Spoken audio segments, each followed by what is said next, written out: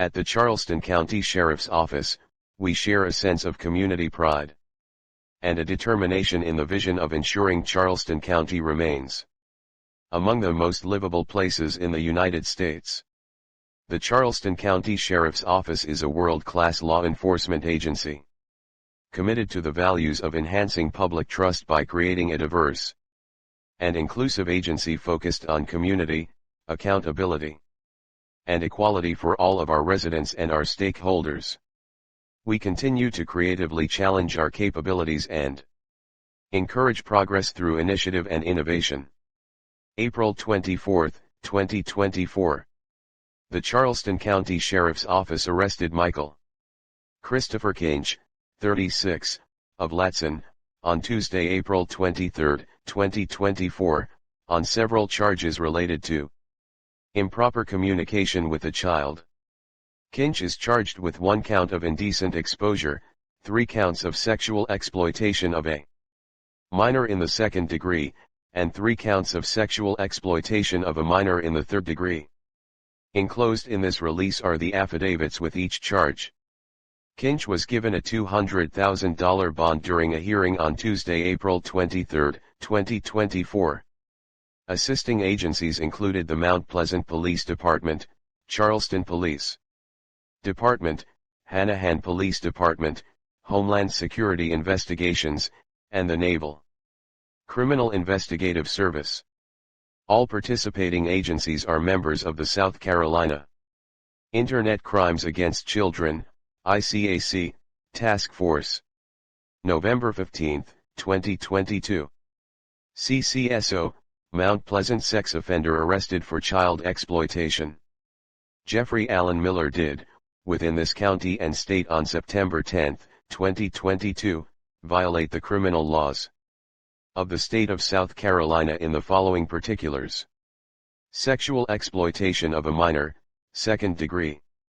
The affiant states that there is probable cause to believe that the defendant named above did commit the crime set forth, and that such probable cause is based on the following facts: that on September 10, 2022, the above-named defendant, Jeffrey Allen Miller, did commit the offense of violation.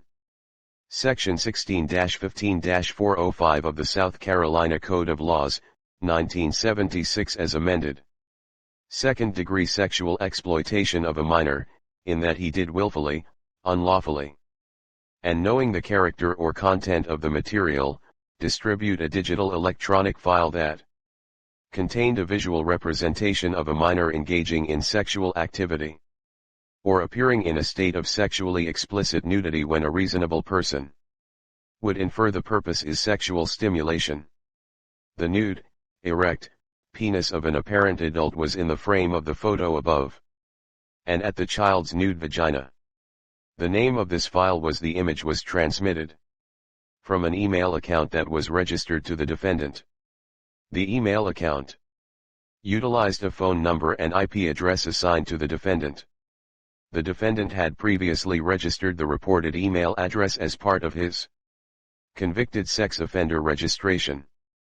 The affiant states that there is probable cause to believe that the defendant named above did commit the crime set forth, and that such probable cause is based on the following facts.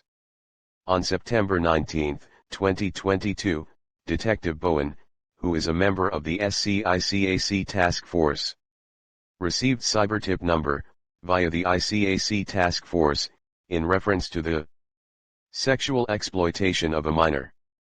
On September 10, 2022, a user of an email provider had transmitted a photo that depicted a female child who was approximately 11 to 14 years old.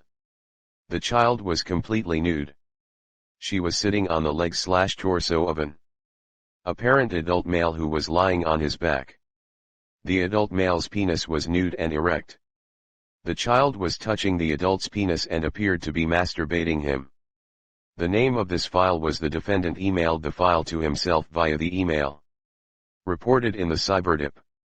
This action created a copy of the reported file and gave the defendant ready access to the file in a form that would be easy to distribute in the future. The image was transmitted from an email account that was registered to the defendant. The email account utilized a phone number and IP address assigned to the defendant. The defendant had previously registered the reported email address as part of his convicted sex offender registration. This information is known through the investigation of Detective J. Bowen of the Charleston County Sheriff's Office, and of the South Carolina ICAC Task Force. And he is witness to prove the same against the form of the statute in such case made and provided against the peace and dignity of the state. May 12, 2023. CCSO detectives arrest man on 5 sex charges. Detectives from the Charleston County Sheriff's Office on Thursday arrested a man on charges of sexually exploiting and soliciting a minor. The arrest was part of a Charleston County-based undercover operation by CCSO members of the SC Internet Crimes Against Children Task Force.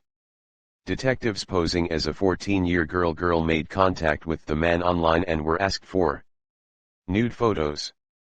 The man also traveled to meet with the online persona.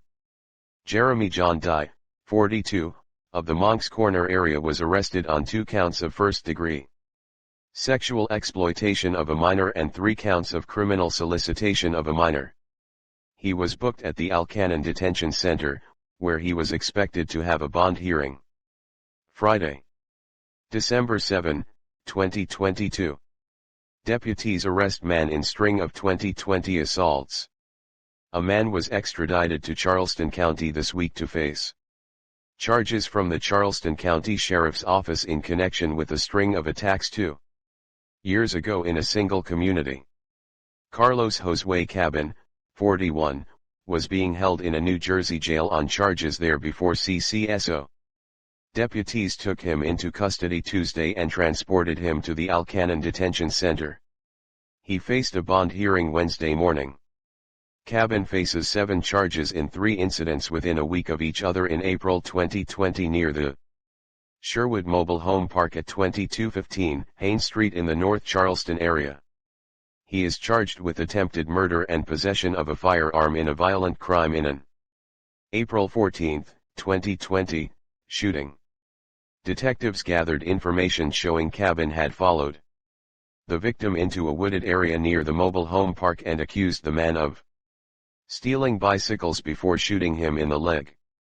Cabin faces counts of assault and battery of a high and aggravated nature, pointing and presenting a firearm, and possession of a firearm in a violent crime in an April 21, 2020 assault. Evidence showed that Cabin confronted the victim at a mobile home and accused the man of stealing clothes before repeatedly punching him and pointing a gun at him.